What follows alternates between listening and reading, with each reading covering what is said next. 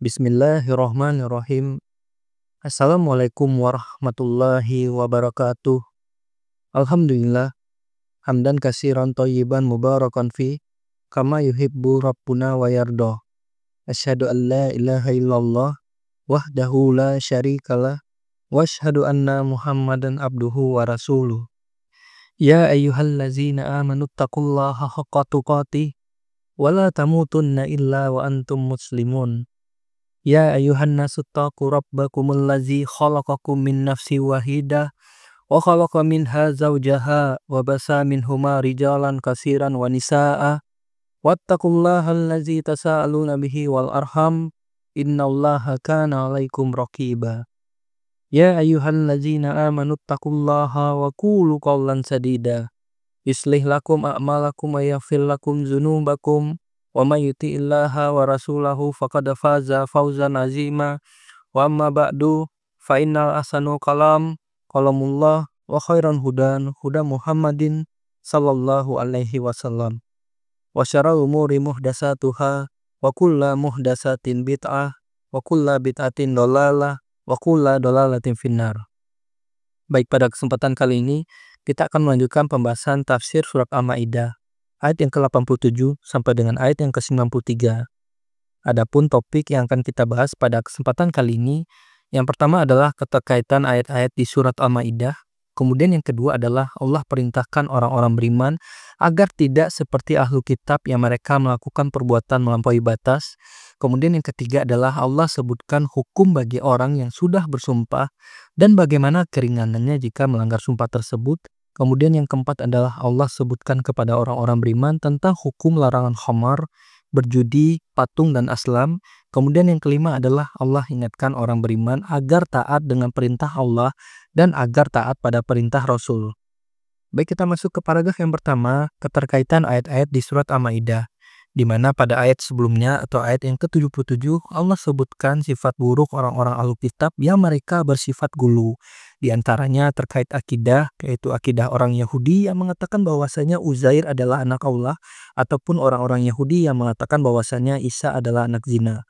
Demikian juga akidah dari orang-orang Nasrani yang mereka secara umum terbagi menjadi 3 kelompok. Kelompok pertama yang mengatakan bahwasanya Isa adalah Allah.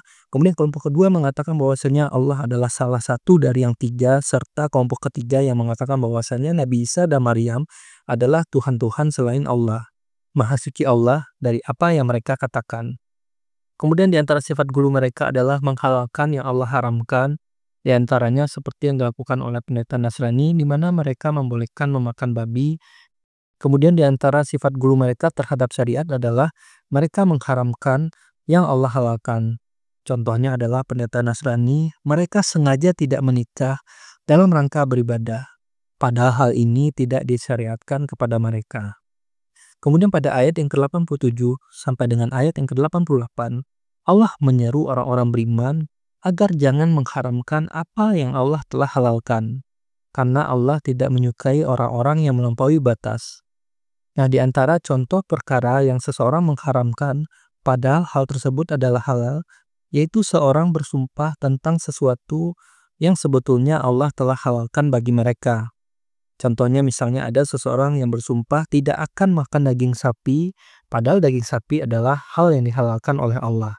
Atau misalnya seseorang bersumpah tidak akan mau memakai pakaian bagus dalam rangka mendekatkan diri pada Allah, padahal pakaian bagus adalah hal-hal baik yang dibolehkan oleh Allah. Nah, di ayat yang ke-89 Allah sebutkan hukum bersumpah sebagai solusi jika seseorang bersumpah dengan sesuatu. Kemudian pada ayat yang ke-90 sampai dengan ke-91 Allah juga menyeru orang-orang beriman agar tidak meminum minuman keras atau khamar, agar tidak berjudi, agar tidak berkurban untuk berhala, dan agar tidak mengundi nasib dengan azlam. Kemudian setelah itu Allah sebutkan dampak buruk, terutama yang berkaitan dengan khamar dan berjudi.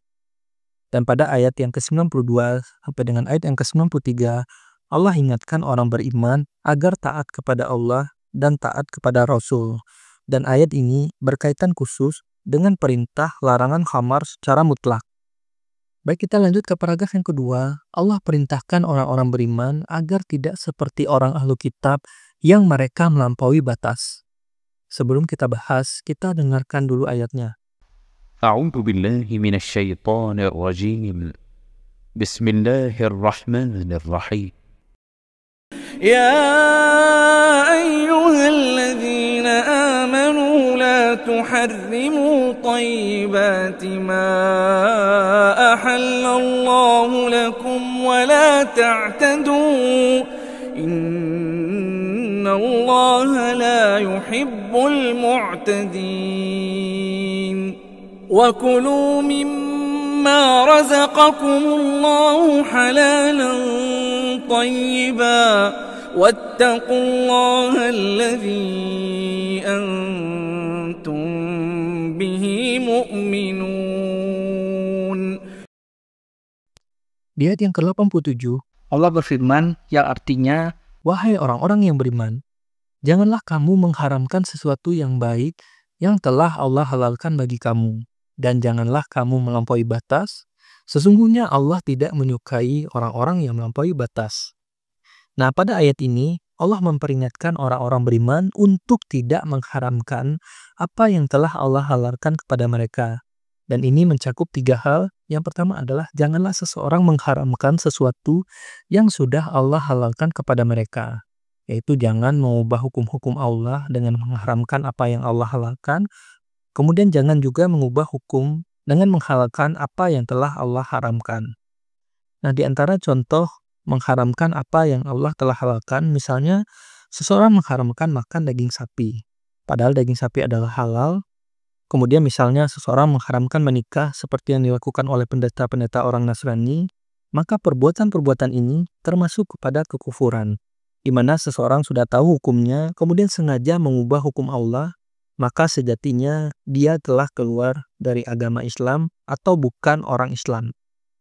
Kemudian yang kedua adalah janganlah seseorang mengharamkan sesuatu yang halal dalam bentuk kedustaan. Janganlah seseorang mengatakan misalnya suatu hukum haram kepada orang lain yang asal hukumnya adalah halal. Jadi pemberi informasi tidak mengubah hukum, namun mengabarkan hukum tersebut salah. Contohnya adalah ketika ada yang menanyakan hukum makan daging kuda, maka penjawab menjawabnya dengan haram, padahal hukumnya adalah halal. Oleh karenanya, setiap orang harus berhati-hati dalam menyampaikan perkara halal dan haram. Jangan sampai dia terjerumus ke dalam perbuatan mengharamkan apa yang Allah halalkan atau menghalalkan apa yang Allah haramkan. Kemudian yang ketiga adalah menahan diri dari perkara-perkara yang halal. Janganlah seseorang menolak apa yang Allah sudah halalkan. Misalnya seseorang bersumpah tidak akan makan daging, atau bersumpah tidak akan makan makanan enak, atau bersumpah tidak mau memakai pakaian bagus dengan alasan mendekatkan diri kepada Allah, di mana perbuatan semacam ini dilarang oleh Allah, dan inilah maksud utama dalam ayat ini. Oleh karenanya, para ulama menafsirkan agar orang-orang beriman tidak mencegah diri mereka dari perkara-perkara yang Allah telah halalkan kepada mereka. Di dalam riwayat, ada 3 seorang sahabat yang datang kepada Nabi Muhammad dengan sangat bersemangat untuk beribadah. Orang pertama mengatakan, aku tidak akan menikahi wanita. Kemudian orang kedua berkata, aku tidak akan makan daging.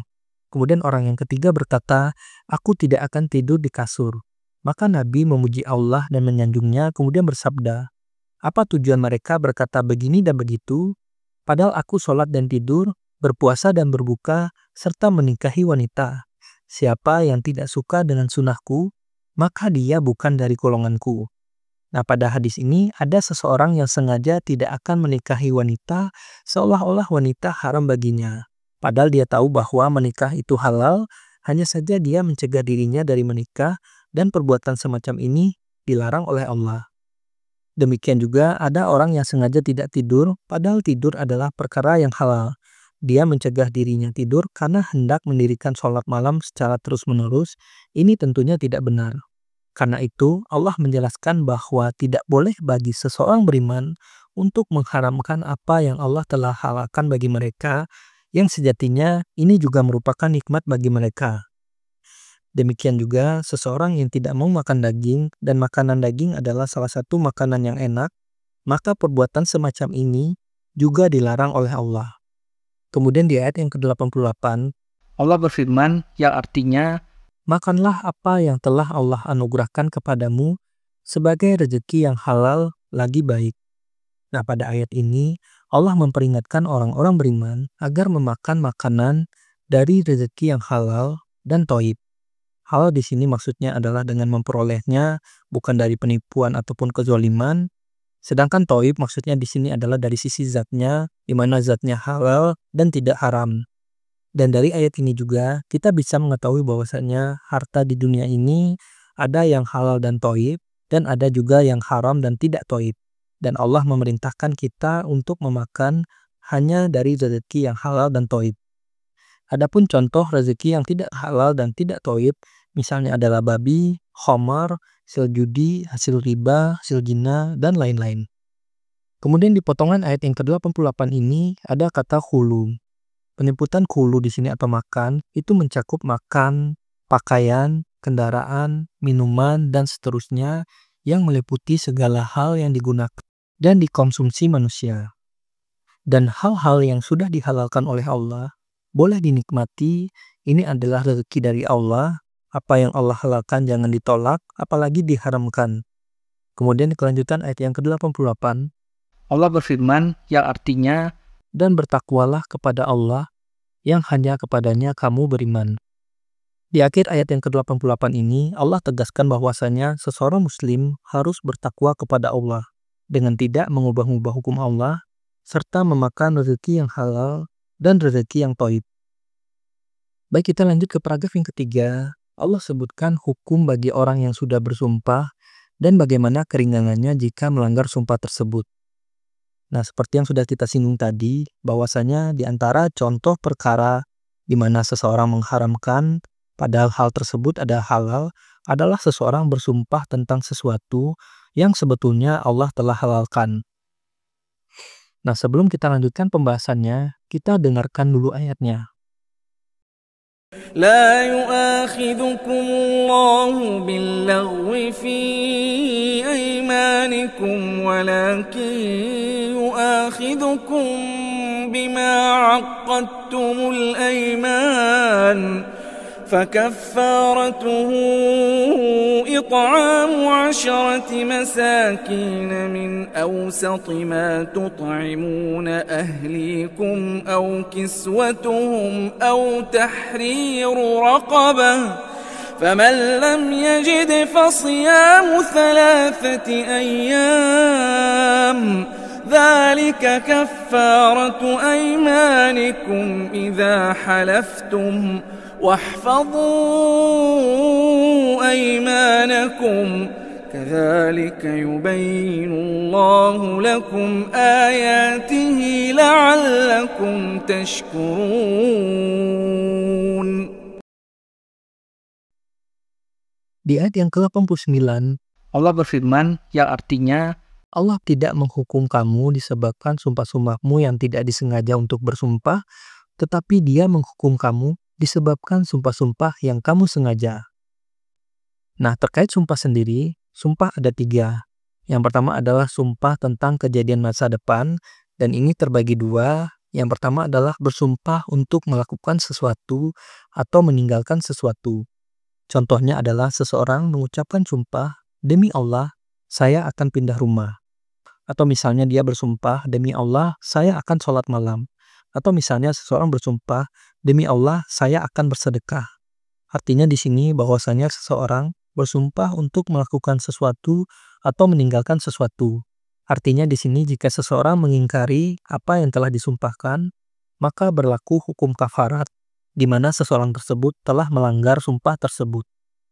Kemudian terkait sumpah tentang masa depan, misalnya seseorang bersumpah dalam mengabarkan sesuatu yang akan terjadi. Sebagai contoh, misalnya seseorang bersumpah, demi Allah, Ahmad akan datang hari ini. Dan maksud dari sumpah semacam ini adalah untuk menekankan pengabaran karena ia yakin bahwasanya Ahmad akan datang.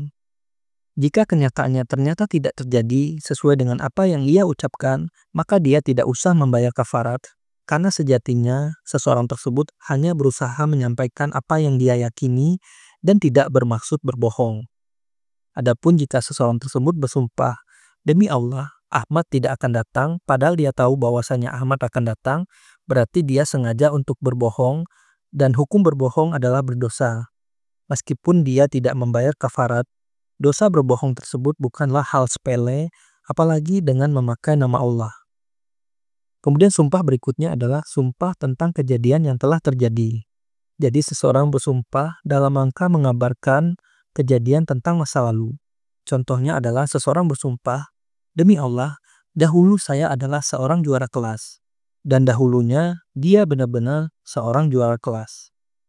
Adapun misalnya jika seseorang bersumpah, "Demi Allah, dahulu saya adalah seorang juara kelas." Padahal dia sama sekali bukan juara kelas, maka sumpah yang demikian ini tidak berkaitan dengan kafarat, namun hukumnya adalah berbohong dan seseorang tersebut akan mendapat dosa.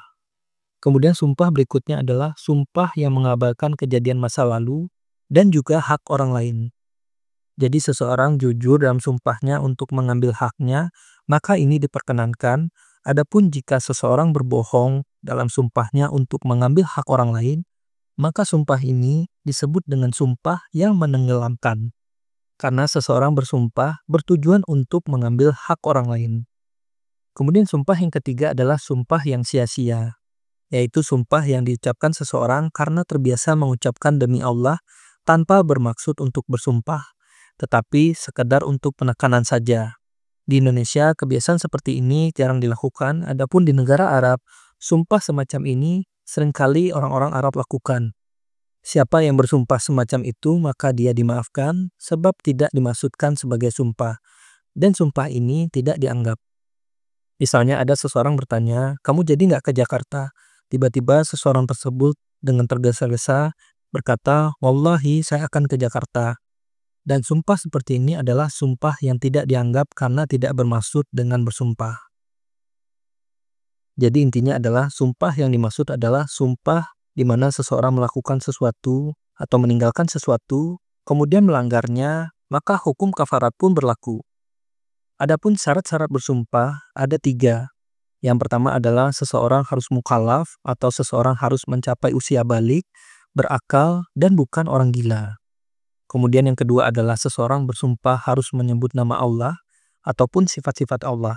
Misalnya seseorang bersumpah dengan ucapan, "Demi Allah, demi Al-Khaliq, demi Al-Jabbar, demi Allah yang penuh rahmat, demi keperkasaan Allah, demi kekuasaan Allah," dan seterusnya.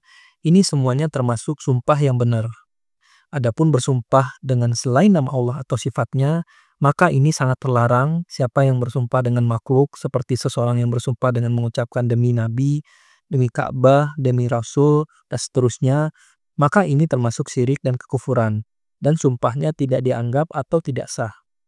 Kemudian syarat yang ketiga adalah seseorang bersumpah pada perkara yang mungkin dan bukan perkara yang mustahil. Misalnya ada seseorang wanita bersumpah bahwasannya dia akan menjadi laki-laki, maka sumpah ini tidak dianggap karena ini termasuk perkara yang mustahil.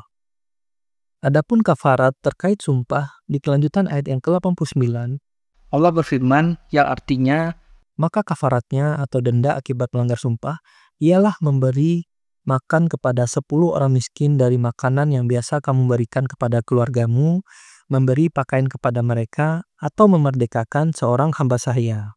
Jadi di potongan ayat ini, Allah memerintahkan kepada orang-orang yang melanggar sumpahnya untuk memilih kafaratnya. Di antaranya ada 3 perkara. Yang pertama adalah memberi makan 10 orang miskin. Dan ada beberapa cara bagaimana cara memberikan makan kepada orang miskin. Di antaranya adalah memberikan makanan siap saji untuk mereka pada siang dan malam, atau memberikan kepada mereka bahan pokok seperti beras, gula, dan bahan pokok lainnya, ataupun bisa memberikan makanan kepada 10 orang yang berbeda. Kemudian opsi yang kedua, yaitu memberikan pakaian kepada 10 orang miskin. Dan kafarat ini di zaman sekarang tentunya nilainya lebih besar daripada kafarat memberi makan, karena sehelai pakaian zaman sekarang lebih mahal daripada nilai sebungkus makanan. Pakaian yang harus diberikan adalah pakaian kepada 10 orang fakir miskin. Selain itu, pakaian yang harus diberikan adalah berupa pakaian yang layak untuk dipakai, baik itu untuk laki-laki ataupun untuk perempuan. Nabi tidak menyebutkan batasan tertentu dalam hal ini, dan hal ini dikembalikan kepada urf atau adat dan kebiasaan. Kemudian opsi yang ketiga adalah seseorang bisa memerdekakan seorang budak. Dan terkait kafarat ini, sangat susah dilakukan di zaman sekarang, dan kita tidak tahu apakah ini bisa dilakukan di masa depan, tapi di masa lalu hal ini bisa dilakukan. Kemudian di kelanjutan ayat yang ke-89, Allah berfirman yang artinya, siapa yang tidak mampu melakukannya, maksudnya jika seseorang tidak mampu melakukan ketiga ini, maka kafaratnya berpuasa 3 hari.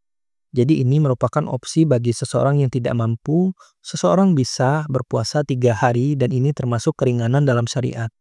Dan seseorang melakukan puasa ini 3 hari dan tidak harus dilakukan secara berturut-turut. Kemudian di kelanjutan ayat yang ke-89, Allah berfirman yang artinya, itulah kafarat sumpah-sumpahmu apabila kamu bersumpah dan kamu melanggarnya. Jagalah sumpah-sumpahmu, demikianlah Allah menjelaskan kepadamu hukum-hukumnya agar kamu bersyukur kepadanya. Jadi potongan ayat ini merupakan peringatan dari Allah kepada orang-orang beriman agar tidak menggampangkan sumpah. Dan Allah menekankan kepada orang beriman agar menjaga sumpah. Yang menjaga sumpah ini bermakna janganlah seseorang membatalkan sumpah, sehingga menjaga sumpah sini bermakna bahwasanya janganlah seseorang membatalkan sumpah. Hendaknya orang yang bersumpah itu sungguh-sungguh menjaga dan mengerjakan sumpahnya, bahkan sebisa mungkin seseorang mencatat sumpahnya ketika dia telah bersumpah agar dia tidak lupa. Jadi intinya di sini Allah tidak menyuruh orang-orang beriman untuk bersumpah. Namun jika seorang muslim telah bersumpah, maka jangan membatalkan sumpah tersebut. Kemudian yang kedua adalah bermakna bahwasanya jika sumpah tersebut batal, maka seseorang jangan lupa dengan kafaratnya. Sehingga seorang muslim hendaknya hati-hati sebelum bersumpah. Karena kalau misalnya bersumpah dan ternyata melanggarnya, maka harus membayar kafarat. Hal ini berbeda, seseorang boleh melanggar sumpahnya dengan sesuatu yang lebih baik dari pelaksanaan sumpahnya. Seperti contoh, misalnya seseorang berkata, demi Allah, aku bersumpah pada saat Idul Adha akan menyembelih 2 ekor kambing. Namun ternyata ketika menjelang Idul Adha, dia memiliki banyak uang dan mampu menyembelih 2 ekor sapi. Nah, dalam keadaan demikian, maka seseorang boleh mengganti sumpahnya yang tadinya 2 ekor kambing menjadi 2 ekor sapi, karena 2 ekor sapi tersebut lebih baik daripada 2 ekor kambing. Kemudian makna untuk menjaga sumpah yang ketiga adalah bahwasanya jangan seseorang dikit-dikit bersumpah. Seseorang harus lebih hati-hati dalam bersumpah dan hendaknya menghindari sumpah untuk perkara-perkara yang tidak penting. Baik, kita lanjut ke paragraf yang keempat. Allah sebutkan kepada orang beriman tentang larangan khamar, berjudi, patung, dan azlam. Sebelum kita bahas, kita dengarkan dulu ayatnya. يا أيها الذين آمنوا إنما الخمر والميسر والأنصاب والأزلام رجس من عمل الشيطان فاجتنبوه لعلكم تفلحون إنما يريد الشيطان أن يوقع بينكم العداوة والبغضاء في الخمر والميسر ويصدكم عن ذكر الله وعن الصلاة فهل أنتم منتهون. Di ayat yang ke-90, Allah berfirman yang artinya, wahai orang-orang yang beriman, sesungguhnya minuman keras, berjudi, berkuban untuk berhala dan mengundi nasib dengan anak panah adalah perbuatan keji dan termasuk perbuatan setan. Maka jauhilah perbuatan-perbuatan itu agar kamu beruntung. Nah, di dalam ayat ini Allah menyebutkan tentang 4 larangan kepada orang-orang beriman. Yang pertama adalah larangan khamar. Khamar adalah sesuatu yang menutupi otak disertai dengan perasaan melayang, dan khamar ini bisa berupa makanan dan minuman, bisa juga sesuatu yang dihirup. Dan khamar sendiri telah mendarah daging bagi orang-orang Arab. Mereka bangga minum khamar. Mereka juga punya syair-syair khusus tentang khamar yang menyebutkan tentang warna khamar, warna cawannya, bentuknya, dan kejadian-kejadian terkait khamar. Mereka menganggap itu sebagai kebanggaan dan simbol keberhasilan, Pada akhirnya, Allah menegaskan pengharaman khamar melalui ayat yang ke-90. Dan khamar sendiri diharamkan secara mutlak oleh Allah melalui 3 tahap. Dan pada tahap pertama disebutkan bahwasanya khamar terdapat dosa. Dan dosa khamar itu lebih besar daripada manfaatnya seperti yang ada di surat Al-Baqarah ayat 219. Allah berfirman yang artinya, mereka bertanya kepadamu Nabi Muhammad tentang khamar dan judi. Katakanlah, pada keduanya terdapat dosa besar dan beberapa manfaat bagi manusia. Akan tetapi, dosa keduanya lebih besar daripada manfaatnya. Mereka juga bertanya kepadamu tentang apa yang mereka infakkan. Katakanlah, yang diinfakkan adalah kelebihan dari apa yang diperlukan. Demikianlah Allah menerangkan ayat-ayatnya kepadamu agar kamu berfikir. Adapun tahap pengharaman berikutnya, seperti yang ada di surat An-Nisa ayat yang ke-43, Allah berfirman yang artinya, wahai orang-orang yang beriman, janganlah mendekati sholat, sedangkan kamu dalam keadaan mabuk sampai kamu sadar akan apa yang kamu ucapkan, dan jangan pula menghampiri masjid ketika kamu dalam keadaan junub, kecuali sekedar berlalu saja sehingga kamu mandi junub. Jika kamu sakit, sedang dalam perjalanan, salah seorang di antara kamu kembali dari tempat buang air, atau kamu telah menyentuh perempuan, sedangkan kamu tidak mendapati air, maka bertayamumlah kamu dengan debu yang baik, usapkanlah wajah dan tanganmu dengan debu itu, sesungguhnya Allah Maha Pemaaf lagi Maha Pengampun. Kemudian tahap terakhir pengharaman khamar, seperti yang kita jelaskan di ayat yang ke-90 dan 91 ini. Kemudian larangan yang kedua adalah terkait berjudi, di mana judi adalah pertandingan atau perlombaan antara dua orang yang mempertaruhkan harta untuk memenangkan pertandingan dan akan mendapatkan harta tersebut. Kemudian perkara ketiga yang dilarang oleh Allah adalah patung. Kemudian perkara keempat yang dilarang oleh Allah adalah azlam. Azlam adalah alat mengundi nasib dengan menggunakan 3 pilihan. Dan cara mengundi nasib mereka dengan menggunakan 3 batang kayu yang masing-masing diberi tanda. Tanda yang pertama lakukan, tidak lakukan, dan kosong. Setelah itu mereka mengundinya, jika yang keluar adalah lakukan, maka seseorang pun melakukannya. Begitu juga kalau misalnya yang keluar adalah tidak lakukan, maka seseorang tidak akan melakukannya. Dan kalau misalnya yang keluar adalah kosong, maka seseorang akan mengulanginya lagi. Dan perbuatan menggantungkan nasib kepada benda mati ini merupakan perbuatan bodoh dan termasuk kesyirikan, di mana seseorang menjadikan penyebab terhadap sesuatu yang sejatinya bukanlah termasuk sebab yang berproses menimbulkan akibat. Dan contoh lain yang mirip dengan azlam, yaitu seseorang menggantungkan nasib dengan angka kelahiran. Dan ini juga merupakan perbuatan bodoh dan termasuk kepada kesyirikan. Dan 4 perbuatan ini adalah perbuatan najis maknawi. Kemudian di ayat yang ke-91, Allah berfirman, sesungguhnya setan hanya bermaksud menimbulkan permusuhan dan kebencian di antara kamu melalui minuman keras dan judi, serta bermaksud menghalangi kamu dari mengingat Allah dan melaksanakan sholat, maka tidakkah kamu berhenti? Jadi di ayat yang ke-91 ini disebutkan kembali tentang khamar dan judi secara khusus, di mana tujuan setan mempengaruhi manusia adalah untuk menimbulkan permusuhan dan kebencian. Dan kalau misalnya kita bawakan ke khamar, di mana orang yang minum khamar atau orang yang mabuk, mereka akan berpotensi melakukan berbagai macam kejahatan seperti memukul, membongkar rahasia, berzina, dan membunuh. Demikian juga misalnya orang yang berjudi yang berharap dapat uang banyak dari hasil menang judinya akan berpotensi melakukan kejahatan, sedangkan yang kalah berpotensi juga melakukan kejahatan kepada yang menang judi. Kemudian di akhir ayat yang ke-91, Allah perintahkan kepada orang yang melakukan perbuatan-perbuatan ini agar berhenti dari perbuatan tersebut. Karena perbuatan tersebut akan mengganggu pikiran dan akan membuat jengkel, sehingga akan berdampak dalam mengingat Allah dan melaksanakan sholat. Baik, kita lanjut ke paragraf yang kelima. Allah ingatkan orang beriman agar taat dengan perintah Allah dan agar taat dengan perintah Rasul. Sebelum kita bahas, kita dengarkan dulu ayatnya. وَأَطِيعُوا اللَّهَ وَأَطِيعُوا الرَّسُولَ وَاحْذَرُوا فَإِن تَوَلَّيْتُمْ فَاعْلَمُوا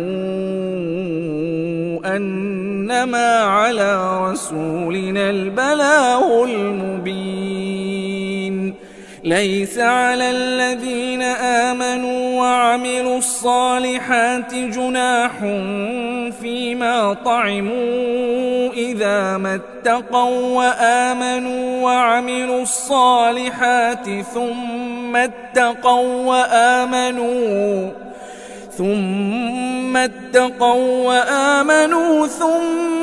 اتقوا وأحسنوا والله يحب المحسنين.